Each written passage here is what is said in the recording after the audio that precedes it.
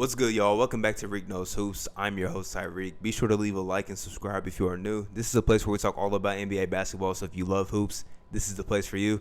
And in today's installment of the What's Next series, which is a series where I talk about all 30 teams in the NBA and what's next for them in this upcoming season, we're going to be talking about the Brooklyn Nets. They lost some guys in the offseason, like they lost Jeff Green and some others, but they also made some good additions. And with a couple signings today, I believe that they're in good shape heading into the season. And they're already in good shape regardless because they do have Kevin Durant, Kyrie Irving, and, of course, James Harden on their roster. But injuries derailed this team's postseason run last year. And we'll see, if they can stay healthy this next season and potentially push for a championship. They're one of the favorites, definitely the heavy favorite out east. So we'll see what will happen. But let's get into some of the moves. And as you can see on screen, we're getting the news from my media page on Instagram, Halftime Hoops. I run it with one of my friends.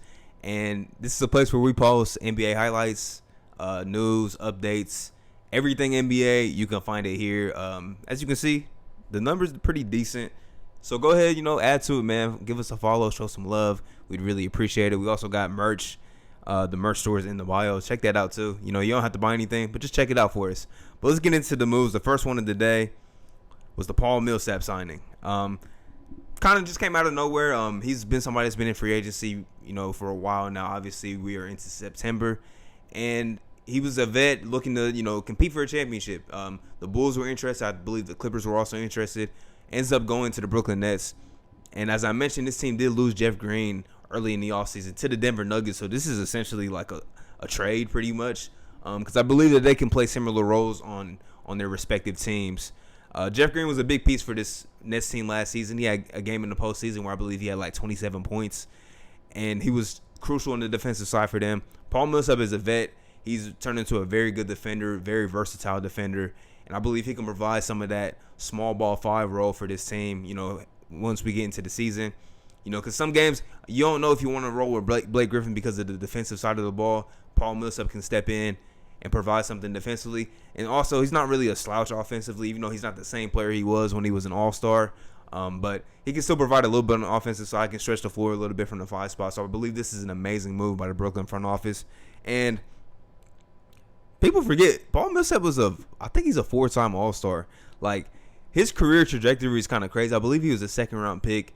He was cool in Utah early on. Then he went to Atlanta and turned into a 4-time All-Star. Then he got a big payday. I believe 2 big contracts from the Denver Nuggets. So, Paul Millsap, great NBA career, man. He's looking to add it to his resume and get a championship. And he has a good chance of doing that with the Brooklyn Nets. And the next one, which I was happy to see, and basketball fans should be happy to see.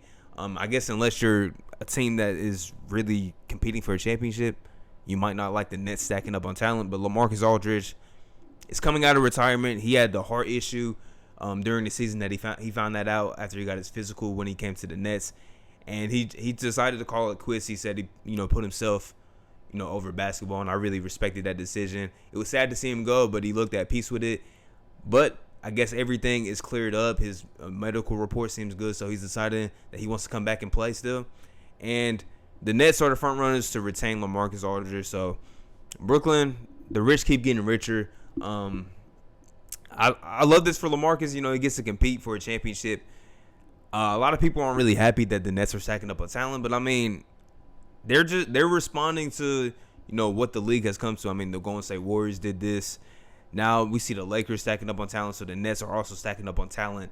And, like, you hate to foreshadow or just, write everything off, but those seem like the 2 teams that are full with the most talent, and probably most of us expect to see these teams compete in the finals. I believe that's really the case. Hopefully there's a little more parity than that, because last season was super fun not knowing who was going to win the championship. But the writing might be on the wall, and the Nets continue to add talent. They are, pretty stacked, even more stacked than what they might have been already. I believe the Millsap edition is big time, and there's also some other moves that could prove to be well, and we're gonna get into those. So, as you can see on screen, we got the Brooklyn Nets free agency and draft moves, everything that they've done this all season, and we'll just start from the top, man. Just some notable names. I think the James Johnson move. I'm going to get into Patty Mills, but I think the James Johnson move is a very low-key, underrated move. Bring some toughness, bring some defense, bring some veteran leadership.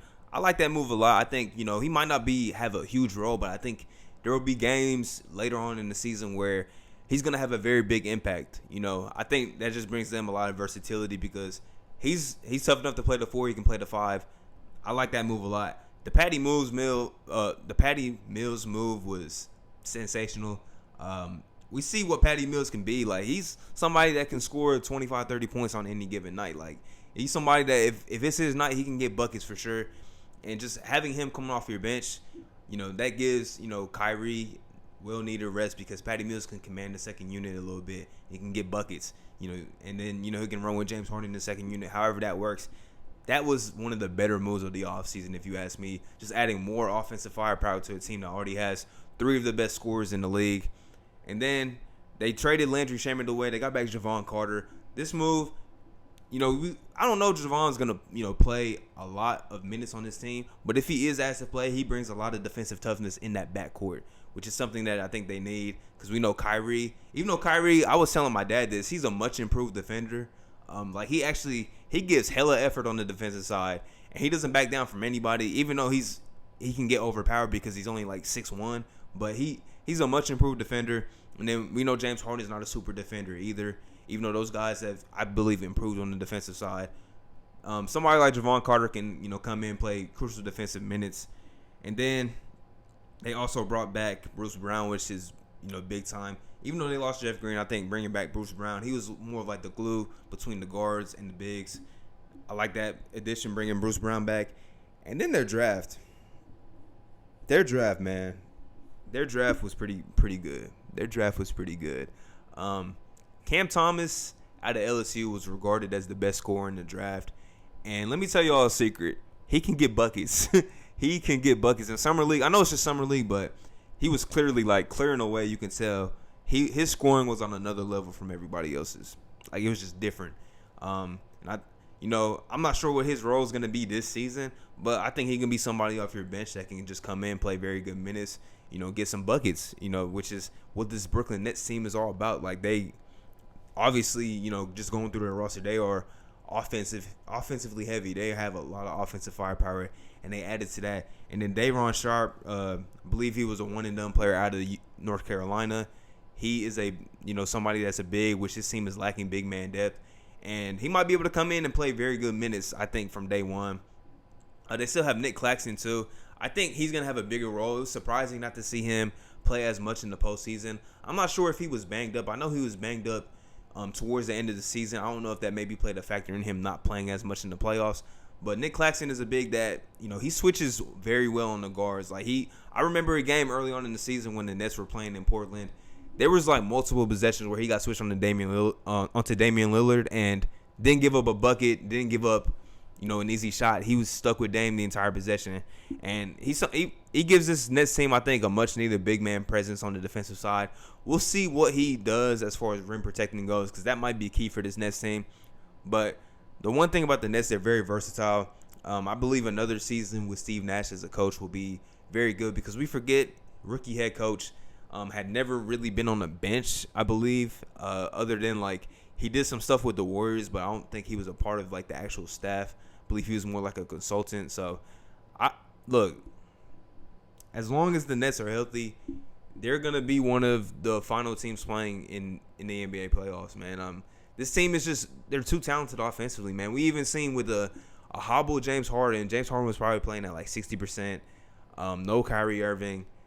And just Kevin Durant playing like the best player in the world. They almost beat the Bucks, who ended up winning the championship. So I don't think it's too far-fetched to say that that they are the favorites this season, at least coming out the Eastern Conference. Comparing them to the Lakers, that's an interesting take. I'm still not writing off the Milwaukee Bucks. They are the defending NBA champions. We'll see what Philly does if they move Ben Simmons. But I think outside of the Bucks and the Nets, I mean, we'll see how the Heat play as well. We still haven't seen that unit play a game of basketball yet, so we'll definitely have to wait and see about that. But I believe those are the top two teams out east, and I think the Nets are almost in a league of their own. As long as they're healthy, I think they're almost in a league of their own. So, we'll definitely see. I'm excited to see how the top teams in the East match up with each other. But the Nets, the rich keep getting richer. That's what you can take away from this video. And I'll be back next time. Might be talking about your favorite team with the What's Next series. I'm out, y'all. Peace.